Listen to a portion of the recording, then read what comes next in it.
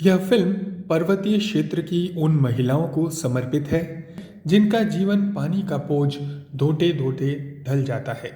राष्ट्रीय हिमालयी अध्ययन मिशन की इस परियोजना के माध्यम से राष्ट्रीय जल विज्ञान संस्थान रुड़की का पर्वतीय क्षेत्र की महिलाओं के इस बोझ को कम करने की दिशा में उठाया एक छोटा सा प्रयास है।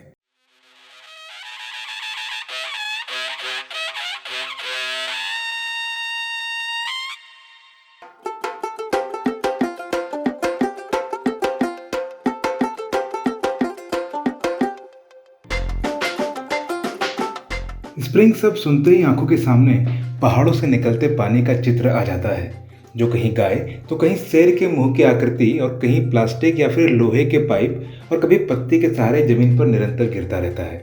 मानो ये बता रहा हो कि पहाड़ जैसी कठिनाइयों से परेशान ना होना, बस मेरे जैसे बहते रहना। इन्हीं स्प्रिंग्स का पानी मिलकर छोटे गाढ़ गधेरे बनाते हैं और फिर बड़ी नदियाँ। इनका पानी इतना साफ और शीतल है कि मानो कवि गोपाल सिंह नेपाली ने अपनी कविता यह लघु सरिता का बहता जल कितना शीतल कितना निर्मल की रचना इन्हीं को देखकर की हो। पर्वतीय अंचल के लोग अपनी सभी आवश्यकताओं के लिए इन्हीं स्प्रिंग्स पर पूर्ण रूप से निर्भर हैं।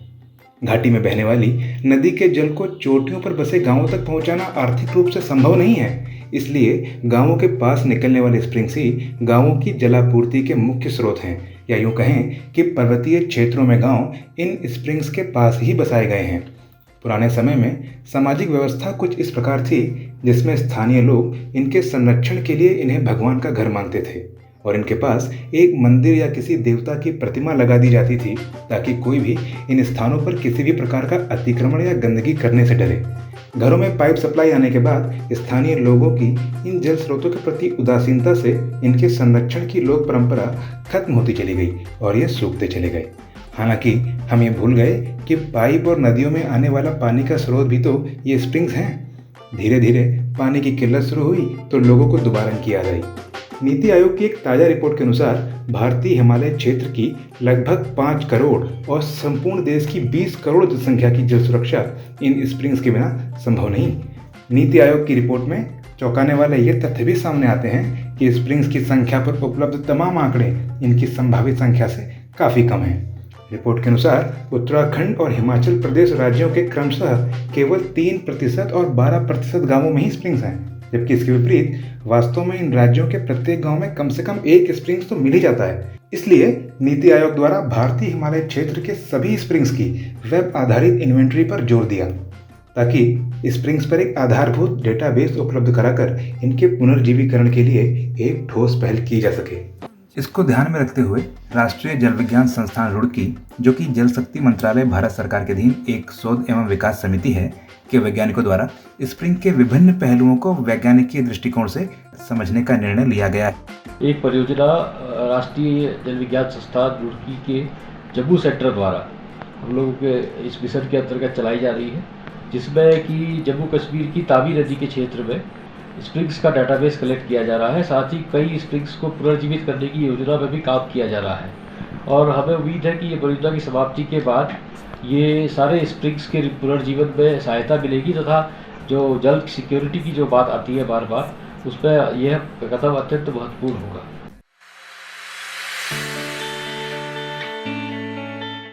जम्मू और कश्मीर वैसे तो अपनी सदाबहार नदियों के लिए दुनिया में जाना जाता है, लेकिन जल स्रोतों की बात करें तो यहाँ के स्प्रिंग्स, जिन्हें स्थानीय भाषा में चश्मा या नाग कहते हैं, भी कुछ कम प्रसिद्ध नहीं हैं। चश्मे शाही अर्थात रॉयल स्प्रिंग अपने ताजे स्वादिष्ट पानी के लिए, अनंतनाग अर्थात सैकड़ों स्प्रिंग्स का शहर, वेरीनाग झेलम नदी के उद्गम का चश्मा, ऐसे अनेकों उदाहरण हैं जो सूबे में स्प्रिंग्स की महत्ता को बयां करते हैं। 100 फैमिली है जो इसी चश्मे का पानी पीने के लिए यूज करते हैं। यहाँ पे नहाने से जो पाप होते हैं इंसान के वो धुलते हैं और यहाँ पे हर साल मेला लगता है। ये बहुत पुरानी बोली है। जम्मू क्षेत्र की तवी नदी, जिसे सूर्यपुत्री भी कहते हैं, क्षेत्र में एक धार्मिक महत्व रखने के साथ साथ क्षेत्र की लगभग 30 लाख से भी अधिक की जनसंख्या की जीवन रेखा है और यह एक स्प्रिंग जनित नदी है। तवी नदी का उद्गम लगभग 4000 मीटर की ऊंचाई पर भदरवा के पास कैलाश कुंड में होता है। वहाँ से सेओजधार चारागाह और चेनानी से गुजरते हुए यह नदी उधमपुर में प्रवेश करती है।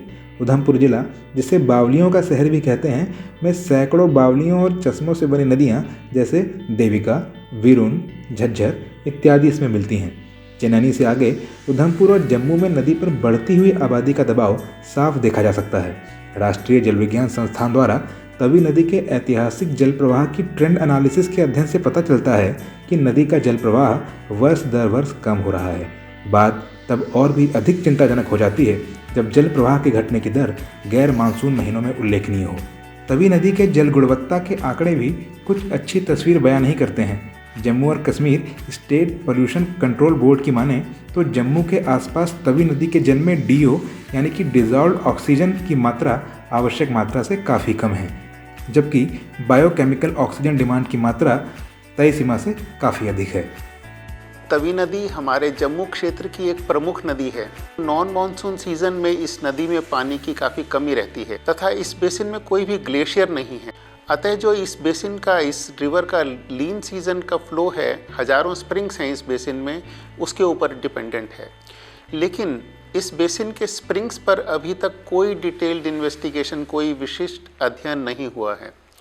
इन्हीं चीज़ों को ध्यान में रखते हुए राष्ट्रीय जल विज्ञान संस्थान, उसका एक क्षेत्रीय केंद्र है पश्चिमी हिमालय क्षेत्रीय केंद्र जम्मू, तो उन्होंने इन स्प्रिंग्स का विस्तृत अध्ययन करने का फैसला किया।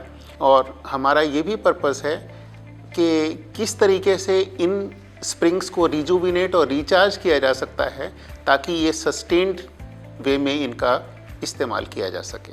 अगर तवी नदी के कैचमेंट की बात करें तो यह 2200 वर्ग किलोमीटर में फैला हुआ है और यह समुद्र तल से 290 मीटर से लेकर लगभग 4000 मीटर ऊंचाई पर स्थित है। और ये जम्मू एंड कश्मीर केंद्र शासित प्रदेश के 4 जिलों उधमपुर, जम्मू, सांबा और रियासी में फैला हुआ है और अधिकांश भाग वन आच्छादित है। ऐसे विषम परिस्थिति वाले कैचमेंट में स्प्रिंग जैसे छोटे जल स्रोत को ढूंढना एक निहायती कठिन कार्य था, जिसके लिए जरूरत थी एक ठोस नीति की। इसके लिए सबसे पहले हमने सर्वे ऑफ इंडिया की टोपोशीट से जो मेजर स्प्रिंग्स थे उनको डिजिटाइज किया। उसके बेसिस पे स्प्रिंग डेंसिटी का आंकलन किया गया और साथ ही विभिन्न स्रोतों से village map, land use land cover map, drainage map और जियोमॉर्फोलॉजिकल मैप तैयार किए। इन मैप की मदद से सर्वे का एक रोड मैप तैयार किया गया, जिसके कारण तय समय में सर्वे कार्य संपन्न हो पाया। सर्वे के दौरान फील्ड स्टाफ द्वारा भरे फॉर्म में लिखावट के कारण काफ़ी त्रुटियां देखने को मिली और इन फॉर्म्स को डिजिटल फॉर्म में रूपांतरित करने में भी अच्छी खासी मेहनत लग रही थी। इसलिए इंफॉर्मेशन टेक्नोलॉजी के आंकड़े संग्रह एवं विश्लेषण के कुछ उन्नत टूल जैसे कोबो टूल बॉक्स का उपयोग करके एक मोबाइल ऐप विकसित किया गया। इस ऐप में ज़्यादातर सर्वे प्रश्न के उत्तर विकल्प के रूप में ड्रॉप डाउन मेनू में दिए गए, जिससे मानवीय त्रुटि को खत्म किया जा सके।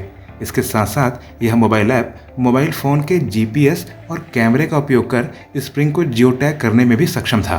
इसके साथ साथ सर्वे फॉर्म को डिजिटाइज करने जैसे बोझिल कार्य से भी बचा जा सका। इस परियोजना के अंतर्गत जम्मू क्षेत्र की तवी नदी के जलग्रहण क्षेत्र के 469 स्प्रिंग्स के 35 से ज़्यादा मापदंडों पर सूचना एकत्रित की गई। 469 स्प्रिंग्स में से 403 स्प्रिंग्स बारहमासी पाए गए, जबकि 66 स्प्रिंग्स मौसमी पाए गए। सर्वे के दौरान यह देखा गया कि तवी नदी के जलग्रहण क्षेत्र के 500 से 1000 मीटर के भूभाग में सबसे ज़्यादा स्प्रिंग्स हैं, जिससे यह स्पष्ट है कि इस विशेष ऊंचाई पर स्थानीय भौगोलिक और भूगर्भीय परिस्थितियां स्प्रिंग उत्पत्ति के लिए अनुकूल हैं। लगभग 77% स्प्रिंग्स उनके जल प्रवाह के आधार पर मेंजर वर्गीकरण की 6ठी तथा 7वीं श्रेणी में आते हैं। 9% स्प्रिंग ऐसे पाए गए जिनका जल प्रवाह 60 लीटर प्रति मिनट से अधिक है। 14% स्प्रिंग्स ऐसे पाए गए जिनमें साल के कुछ महीने ही जल प्रवाह होता है। 347 स्प्रिंग्स यानी कि 78% स्प्रिंग्स ऐसे हैं जिन पर एक गांव निर्भर है, जबकि 21 स्प्रिंग्स ऐसे पाए गए जिन पर 4 या 4 से अधिक गांव निर्भर हैं। अगर निर्भरता स्तर की बात करें तो 38 स्प्रिंग्स ऐसे हैं जो उस गांव की जीवन रेखा है, जबकि 431 स्प्रिंग्स ऐसे हैं जहां पर गांव वालों के पास इनके अलावा पानी के कुछ अन्य विकल्प भी उपलब्ध हैं। ज़्यादातर स्प्रिंग्स पर 50 से 250 लोग प्रति स्प्रिंग्स निर्भर पाए गए, जबकि 39 स्प्रिंग्स ऐसे पाए गए जिन पर 1000 से भी ज़्यादा लोग निर्भर हैं। 96% स्प्रिंग्स या तो सरकारी या ग्राम पंचायत के स्वामित्व की ज़मीन पर पाए गए। हालांकि इनके ऊपर के जलग्रहण क्षेत्र में अधिकांशतः या तो कृषि भूमि है या जंगल है। इसके साथ ही स्प्रिंग्स के जल के भौतिक मापदंड जैसे स्वाद, गंध, रंग, पीएच, ईसी, टीडीएस, एल्कलिनिटी का ऑन साइट पर तथा जल में पाए जाने वाले धनायनों तथा ऋणायनों का प्रयोगशाला में अध्ययन किया गया। Apart from the dependability of spring water flow, झरनों के पानी के प्रवाह की निर्भरता के अलावा पानी की गुणवत्ता भी चिंता का विषय है। WSRC जल गुणवत्ता प्रयोगशाला में हम झरनों के विभिन्न जल गुणवत्ता मानकों जैसे फ्लोराइड, क्लोराइड, लोहा और कई अन्य के लिए पानी के नमूनों का विश्लेषण कर रहे हैं। ऐसा इसलिए किया जाता है ताकि हम सुनिश्चित हो सके कि यह पानी के नमूने पीने के पानी के मानकों के भीतर आते हों। इसके अलावा हम प्रत्येक झरने के लिए जल पुनर्भरण क्षेत्रों का पता लगाने के कार्य में जुटे हैं। स्प्रिंग्स जल की गुणवत्ता की बात करें तो 83% स्प्रिंग्स का जल हल्का सा क्षारीय पाया गया, जबकि 14% स्प्रिंग्स का जल अम्लीय पाया गया। हालांकि इन स्प्रिंग्स के जल का पीएच पीने के पानी के भारतीय मापदंडों के लिए निर्धारित सीमा के अंदर पाया गया। 22 स्प्रिंग्स का पानी निर्धारित सीमा से अधिक अम्लीय या क्षारीय पाया गया। अगर जल में पूर्णतः घुले हुए ठोस पदार्थ अर्थात टीडीएस की बात करें तो केवल 4.5% स्प्रिंग्स ही ऐसे पाए गए जिनके जल की गुणवत्ता स्वीकार्य सीमा से अधिक है। हालांकि सभी स्प्रिंग्स का जल टीडीएस के मापदंड के आधार पर वैकल्पिक स्रोत के अभाव में अनुमेय सीमा यानी परमिसिबल लिमिट के अंदर पाया गया। सर्वे स्प्रिंग्स के जल गुणवत्ता के विभिन्न मापदंडों के पॉइंट डाटा के आधार पर तवी कैचमेंट के स्थानिक मानचित्र तैयार किए गए। ये मानचित्र कैचमेंट में भूमिगत जल की गुणवत्ता के विभिन्न मापदंडों की स्थानिक परिवर्तनशीलता को प्रदर्शित करते हैं और कैचमेंट में उच्च गुणवत्ता वाले भूजल क्षेत्रों को चिन्हित करने में अत्यधिक सहायक हैं। के दौरान एकत्र किए गए आंकड़े स्प्रिंग्स की पुनर्जीवीकरण संबंधी योजना बनाने में अहम है। इससे महत्वपूर्ण स्प्रिंग्स के बारे में जानकारी तो मिलती ही है, साथ ही उनके पुनर्जीवीकरण की संभावनाओं की भी पड़ताल हो जाती है। परंतु हम यहीं पे नहीं रुके।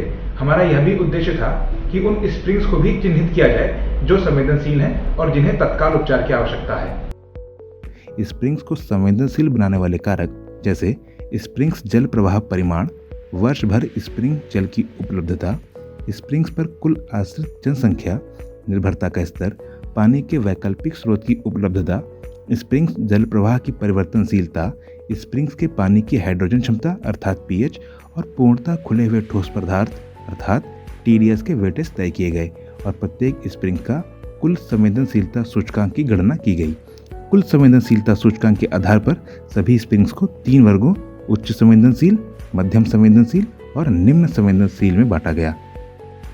इनमें ये चौंकाने वाले तथ्य सामने आए कि पूरे तवी जलग्रहण क्षेत्र के किसी भी स्प्रिंग्स की संवेदनशीलता निम्न नहीं पाई गई। सर्वे किए गए स्प्रिंग्स में 51 स्प्रिंग्स अत्यधिक संवेदनशील हैं जिन्हें तत्काल उपचार की आवश्यकता है, जबकि 419 स्प्रिंग्स मध्यम संवेदनशील हैं जिन्हें समय समय पर निगरानी करने की जरूरत है ताकि इन्हें भविष्य में सूखने से बचाया जा सके। सर्वे के दौरान एक बात गौर की गई कि स्प्रिंग्स के रिनोवेशन के प्रयास तो काफ़ी हुए हैं, मसलन स्प्रिंग्स आउटलेट को पक्का करना और उसका सौंदर्यीकरण करना, लेकिन रिजुविनेशन कहीं दिखाई नहीं दिया। ईश्वर परियोजना के अंतर्गत स्प्रिंग के 35 पैरामीटर्स के लिए जो डेटा एकत्रित किया गया उसको स्टोर करना और उसको स्टेक होल्डर्स के लिए उपलब्ध कराना अपने आप में एक बहुत बड़ी चुनौती थी। इस चुनौती को पूरा करने के लिए हमने आज के अत्यंत आधुनिक तकनीक जिसे हम GIS कहते हैं उसका प्रयोग किया और हमने सारे डेटा को GIS में कन्वर्ट किया। इस डेटा को आम जनता को अच्छे से विजुअलाइजेशन करने के लिए और बेटर अंडरस्टैंडिंग के लिए हमने एक WebGIS पोर्टल बनाया जिसे डेवलप करने के लिए हमने जियो सर्वर, जावास्क्रिप्ट, HTML का प्रयोग किया। ये आप देख सकते हैं कि पोर्टल जिसका नाम information system of Himalayan springs for vulnerability assessment and rejuvenation अर्थात ईश्वर है और यह portal national mission on Himalayan studies अध्ययन के अंतर्गत विकसित किया गया है। ये आप देख सकते हैं ये तवी रिवर कैचमेंट की बाउंड्री है और ये जो रेड कलर के सर्किल हैं ये जो जियोटैग किए गए स्प्रिंग्स को दिखाता है। प्रोजेक्ट की डिटेल जानकारी विभिन्न टैब जैसे about projects, overview, background, study area, project team, infographic, gallery के अंतर्गत दी गई है। अगर आपको किसी स्प्रिंग्स के बारे में डिटेल जानकारी चाहिए तो आप गेट फीचर्स इन्फॉर्मेशन टूल में जाकर गेट स्प्रिंग इन्फॉर्मेशन में डबल क्लिक करके और जिस भी स्प्रिंग की डिटेल जानकारी चाहिए उस पर डबल क्लिक करने पे उस स्प्रिंग का चित्र आपके सामने आ जाएगा।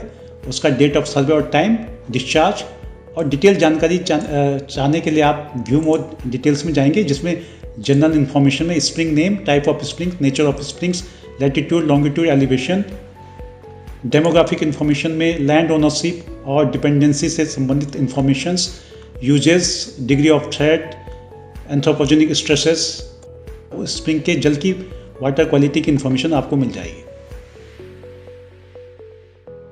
किसी भी स्प्रिंग को भविष्य में सूखने से बचाने के लिए उसके रिचार्ज एरिया को चिन्हित करना सबसे महत्वपूर्ण कार्य है। हालांकि यह एक कठिन कार्य है, लेकिन स्थानीय भूवैज्ञानिक मानचित्रों, भू रासायनिक विश्लेषणों, आइसोटोपिक एनालिसिस तथा हाइड्रोलॉजिकल इन्वेस्टिगेशन की मदद से स्प्रिंग के संभावित रिचार्ज एरिया को चिन्हित किया जा सकता है। स्प्रिंग का रिचार्ज एरिया पता चल जाने पर जल संरक्षण के उपाय स्थानीय टोपोग्राफी के अनुरूप नियोजित किए जा सकते हैं। इस दौरान स्थानीय चट्टानों के फ्रैक्चर और फॉल्ट का बारीकी से विश्लेषण किया गया और इन चट्टानों के डिप कोण एवं स्ट्राइक का पता लगाया गया, जिसके आधार पर भूजल के प्रवाह का आकलन किया जाता है। पूरे अध्ययन क्षेत्र में स्थानों पर वर्षा मापी यंत्र भी लगाए गए, जो कि दैनिक वर्षा आंकड़े मापने के काम तो आते ही हैं, साथ में समस्थानिक विश्लेषण के लिए नमूने एकत्रित करने के काम भी आते हैं। समस्थानिक विश्लेषण के आंकड़ों के आधार पर रावी जलग्रहण क्षेत्र के लिए लोकल मीटियोरिक वाटर लाइन विकसित की गई। इसके साथ ही स्प्रिंग्स के जल के समस्थानिक विश्लेषण के आंकड़े एवं एल्टीट्यूड इफेक्ट के आधार पर विभिन्न स्प्रिंग्स के संभावित रिचार्ज एरिया की ऊंचाई का भी आकलन किया गया। विभिन्न स्प्रिंग्स के जल प्रवाह का विश्लेषण कर स्प्रिंग्स को पोषित करने वाले जलभृत की जानकारी जुटाई गई। साथ ही स्प्रिंग्स के जल के विभिन्न समय पर एकत्रित किए गए जल का रासायनिक विश्लेषण भी किया गया। सभी विश्लेषणों के आधार पर स्प्रिंग्स के संभावित रिचार्ज एरिया का चिन्हीकरण किया गया। परियोजना में एकत्रित एवं विकसित जानकारी को स्थानीय हितधारकों के साथ समय समय पर साझा किया गया और उनके विचार भी लिए गए। प्रशिक्षण के माध्यम से स्थानीय युवकों को स्प्रिंग प्रहरी के रूप में तैयार किया गया ताकि वे अपने स्प्रिंग्स को संरक्षित कर सकें। स्प्रिंग्स के वैज्ञानिक एवं तकनीकी ज्ञान को पारंपरिक ज्ञान के साथ समावेशित कर जन भागीदारिता से इन जल स्रोतों का कायाकल्प किया जा सकता है, जो शायद आज देश की जल सुरक्षा के लिए सबसे ज़्यादा जरूरी है। And with the support of NIH, we will work on a special strategy for Ladakh in terms of springshed management and development. पहाड़ी क्षेत्रों में स्प्रिंग शेड को पुनर्जीवित करने का कार्यक्रम शुरू किया गया है। इस पर तेजी से काम करना होगा।